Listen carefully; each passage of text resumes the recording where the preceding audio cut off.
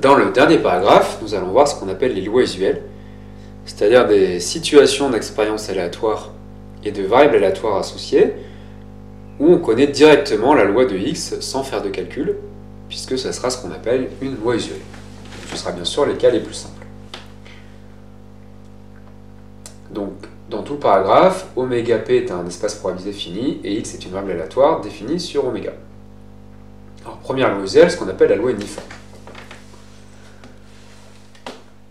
Donc, on va plutôt regarder là. On se donne une partie finie de R, c'est-à-dire des nombres réels, 1 jusqu'à n, donc qui seront bien sûr souvent des nombres entiers, mais a priori ça peut être des réels.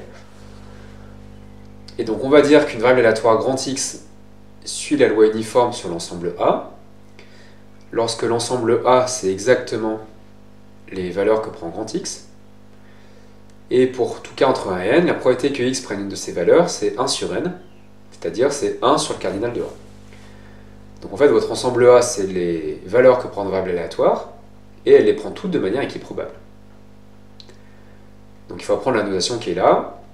Donc la flèche comme ça veut dire suit la loi. Donc on dit que x suit la loi uniforme, et entre parenthèses, il faut préciser dans quel ensemble fini x prend ses valeurs. Donc ce qu'on appelle le paramètre de la loi, ici c'est un ensemble fini de nombres. Alors on peut remarquer que si a est un singleton, la variable x est alors constante égale à 1. Donc l'exemple le plus courant, c'est x suit la loi uniforme sur les entiers de 1 à n. Donc ça veut dire que x de oméga, c'est les entiers de 1 à n. Donc l'expérience aléatoire, c'est choisir un entier entre 1 et n, qu'on appelle grand X. Et pour tout cas entre 1 et n, la probabilité que x égale k, c'est 1 sur n, c'est-à-dire que chaque entier a la même probabilité d'être choisi que les autres. Alors pour les lois usuelles, on vous demande d'apprendre à chaque fois la formule, la valeur de l'espérance et de la variance. Donc pour la loi uniforme sur un ensemble quelconque, ce n'est pas possible. Donc conformément au programme, il ne faut apprendre la formule que pour la loi uniforme sur les entiers de 1 à n. Donc si vous choisissez de manière équiprobable un entier entre 1 et n, que vous appelez grand X, et bien la moyenne de x c'est n plus 1 sur 2, et la variance de x c'est n carré moins 1 sur 12. Donc il faudrait connaître ces formules. Alors attention, ça marche si vous choisissez un entier entre 1 et n, ça ne marche plus si c'est entre 0 et n. On va voir comment s'en sortir dans la démonstration. Donc la démonstration, il faut aussi l'apprendre, elle est vraiment formatrice du style de calcul qu'on va devoir faire, pour calculer des moyennes et des variances. Donc on prend x, une variable aléatoire, qui suit la loi uniforme sur les entiers de 1 à n. Donc ça veut dire que x de oméga, l'univers image, c'est les entiers de 1 à n. Et donc la moyenne de x, par définition, c'est la somme des k p de x égale k. K va de 1 à n, puisque c'est écrit là. Donc comme la loi est uniforme, p de x égale k, c'est 1 sur n. On peut le sortir de la somme, parce que c'est une constante par rapport à k. Ici on reconnaît une somme arithmétique, n plus 1 sur 2. On simplifie par n, on a trouvé que la moyenne c'était n plus 1 sur 2. Pas de souci particulier. Alors pour la variance, on calcule d'abord la moyenne de x au carré avec le théorème de transfert. Donc pareil, c'est x d'oméga qui vous donne les bornes dans votre somme. Et le théorème de transfert dit que la moyenne de x au carré, c'est la somme des k au carré, p de x égale k. P de x égale k, c'est 1 sur n. C'est une constante qu'on met en facteur devant. Et la somme des carrés des entiers, de 1 à n, c'est n plus 1, 2n plus 1 sur 6. Donc on trouve ceci. Pour avoir la variance, on utilise la formule de Koenig-Huygens. La variance de x, c'est la moyenne de x carré moins le carré de la moyenne. Donc ça fait ceci. Et là, il y a un petit calcul à faire. Alors bien sûr, il ne faut pas développer bêtement et brutalement. On commence par mettre en facteur. Donc on voit quand on peut mettre n plus 1 en facteur. Et en bas, 6 et 4. Le dénominateur commun, bébête, c'est 24. Mais le dénominateur commun où on a réfléchi, on prend le PPCM. Le PPCM de 6 et 4, c'est 12. Donc on prend n plus 1 sur 12. Donc ici, pour avoir 12, il faut multiplier par 2. Pour avoir 12, il faut multiplier par 3. Donc on trouve ça. Là, ici, on développe, mais c'est beaucoup plus simple. On trouve n moins 1. Et donc, n au carré moins 1 sur 12. Donc on a trouvé la variance. Alors comment on fait si x suit la loi uniforme sur 0n? Donc on peut recommencer tous les calculs, ou remarquer que x plus 1, donc c'est une nouvelle variable aléatoire, ça suit la loi uniforme sur les entiers de 1n plus 1. Donc c'est assez évident, les valeurs c'était de 0n, donc là les valeurs c'est de 1n plus 1, et comme c'était équiprobable ici, ça reste équiprobable. Donc on peut le dire sans calcul. Alors du coup, la moyenne de x plus 1, par linéarité de l'espérance, ça fait la moyenne de x plus 1. Et d'après la démonstration précédente, la loi uniforme de 1 à n', sa moyenne c'est n' plus 1 sur 2. Donc si vous remplacez n' par n plus 1, ça fait n plus 2 sur 2. Pareil, la variance de x plus 1, par propriété de la variance, ça fait la variance de x. Et ici, si on a 1 n', ça fait n' carré moins 1 sur 12. Donc conclusion, la variance, bah, c'est ça. Donc après simplification, on trouve ça. Et la moyenne, il faut passer le 1 à droite. Donc on trouve n sur 2. Donc là, on voit que quand on commence à 0, ce n'est plus les mêmes formules. Donc il va falloir vous habituer à faire ce genre de calcul, moyenne et variance, sans qu'il y ait d'expérience aléatoire. On vous donne une loi, et vous faites des calculs. C'est plus vraiment des probabilités, c'est plutôt des calculs de somme.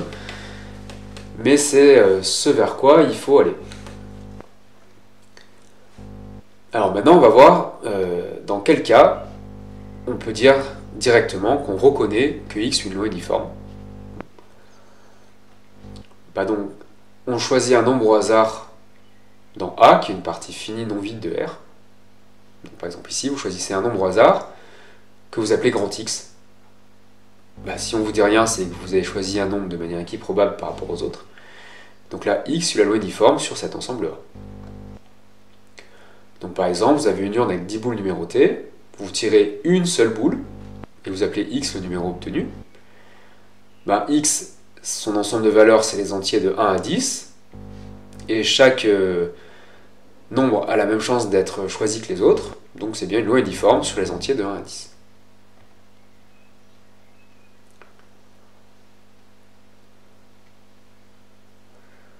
Là, alors une autre modélisation, mais ça c'est hors programme, donc on va juste le lire. Vous prenez donc A une partie finie non vide de R, donc c'est-à-dire vous prenez n nombres réels, et dans ces n nombres, il y en a un qui est particulier qu'on va appeler A0. Si vous voulez, vous le cherchez dans l'ensemble A, donc pour le trouver, vous faites des tirages sans remise d'éléments de A, donc vous imaginez que A c'est un sac de nombres, et vous faites des tirages sans remise jusqu'à avoir trouvé le nombre qui vous intéresse, qu'on a appelé A0. Et donc le nombre de tirages que vous avez dû faire, on l'appelait grand X, et bien là, grand X suit encore une loi uniforme. Bon, ça c'est pas évident, donc il ne faut pas l'apprendre par cœur, il faut juste savoir qu'on peut trouver une loi uniforme comme ça dans une situation plus compliquée. Alors pour illustrer le propos avec des cartes, donc on a 32 cartes et on tire les cartes une par une sans remise jusqu'à avoir trouvé l'as de cœur, et vous appelez X le nombre de cartes que vous avez dû faire pour trouver l'as de cœur. Donc on est sûr de le trouver, hein, parce que les tirages sont sans remise, donc vous enlevez des cartes au fur et à mesure. Ben là, donc, X va suivre la loi uniforme sur les entiers de 1 à 32. Bon. Alors, on ne va pas le démontrer non plus, parce qu'on va le faire dans l'autre exercice. Donc, on a un gardien qui doit ouvrir une porte dans le noir. Il a n clés. Et on suppose qu'il y a une seule de ces clés qui va ouvrir la porte. Donc, comment il fait le gardien? Comme il est dans le noir, il ne peut pas les regarder. Donc, il les essaye une par une. Et quand une clé ne marche pas, il la met de côté. Et on va appeler grand X le nombre d'essais qu'il a dû faire pour trouver la bonne clé. Donc d'après ce que j'ai dit avant, X suit une loi uniforme sur les entiers de 1 à n, et donc le nombre moyen d'essais, ça va être n plus 1 sur 2. Donc là, on va faire cet exercice sans utiliser la modélisation qui est hors programme. Donc on appelle grand X le nombre d'essais nécessaires pour trouver la bonne clé. Alors comme le gardien n'essaie pas deux fois la même clé, bah, les valeurs de grand X, au minimum c'est 1, il trouve la bonne clé du premier coup, et dans le pire des cas, il a fallu qu'il les passe toutes une par une, et la dernière qu'il essaye, c'est enfin la bonne, donc là il aura fait n essais. Donc X, ces valeurs, c'est les entiers de 1 à n. Donc maintenant, on fixe k un entier entre 1 et n, et on veut calculer la probabilité que x égale k. Donc on commence, avant de parler de probabilité, de regarder l'événement x égale k, qu'on traduit grâce à la modélisation de l'énoncé. Donc grand X égale K, ça veut dire que le gardien trouve la bonne clé au bout de K essais. On essaye de détailler un petit peu. C'est-à-dire que le gardien, il a échoué K moins une fois, puis le Kème essai, c'était la bonne clé. Donc ça, on peut l'écrire comme ceci. X égale K, c'est E1 bar inter E2 bar, jusqu'à EK moins 1 bar. La barre, c'est le contraire, inter EK. Où on a posé l'événement EI, c'est la ième clé essayée et la bonne clé. Donc là, ce n'est pas la bonne clé pour le premier essai, ce n'est pas la bonne clé pour le deuxième, ce n'est pas la bonne clé pour le K-1e, et c'est la bonne clé pour le Kème. Donc l'intersection de ces événements, c'est bien l'événement x égale K. Donc la probabilité que x égale K, c'est la probabilité de tout ça. Alors comme il y a des intersections, on peut se demander si les événements sont indépendants. A priori non, puisque si une clé est la bonne, la suivante ne pourra pas l'être. Donc les événements E1, E2, c'est la première clé est la bonne, et là c'est la deuxième clé est la bonne. Ils ne sont pas du tout indépendants, puisqu'ils ne peuvent pas se produire en même temps. Ils sont plutôt incompatibles en fait. Bon bref, tout ça pour dire que la probabilité des intersections, ça ne devient pas le produit des probabilités. Mais dans ce cas-là, on utilise la formule du conditionnement multiple, qu'on appelle aussi la formule des probabilités composées. Mais on peut quand même écrire un produit de probabilité, mais il faut utiliser des probabilités conditionnelles. Donc ça donne ça. Et alors là, on sait faire les calculs. Donc la probabilité que la première clé essayée n'est pas la bonne, c'est n-1 sur n, puisqu'il y a n clés, et il y en a n-1 qui ne sont pas correctes. Ensuite, la probabilité que la deuxième clé ne soit pas la bonne, sachant que la première n'était pas la bonne. Ben, il ne reste plus que n-1 clé, et il y en a n-2 qui ne sont pas les bonnes.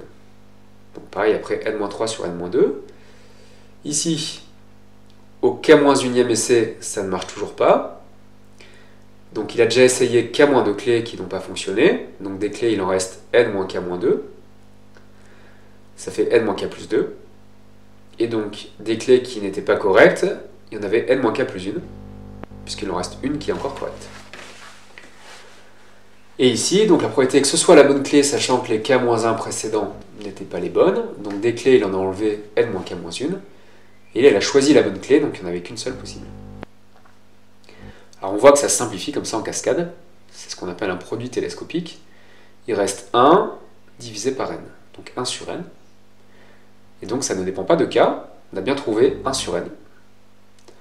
Et donc x suit la loi uniforme sur les entiers de 1 à n.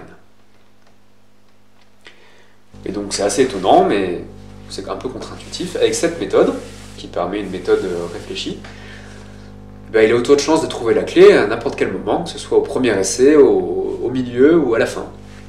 Et donc le nombre moyen d'essais, d'après les formules précédentes, c'est n plus 1 sur 2. Donc quand vous serez en deuxième année, vous pourrez faire le même exercice avec un concierge qui rentre chez lui en état d'ébriété. Et donc là, quand il a essayé une clé, il oublie qu'il a essayé, donc il peut essayer plusieurs fois la même. Donc là, ça peut durer très très longtemps. Et vous pourrez calculer la moyenne de x dans ce cas-là. Donc l'exercice, il faut apprendre à le faire, mais il ne faut pas apprendre par cœur le résultat, c'est pas au programme. Ce qu'il faut juste apprendre, c'est la première modélisation, et donc être capable de dire ici que quand je pioche qu'une boule dans une urne, que j'appelle x le numéro obtenu, bah là c'est non uniforme.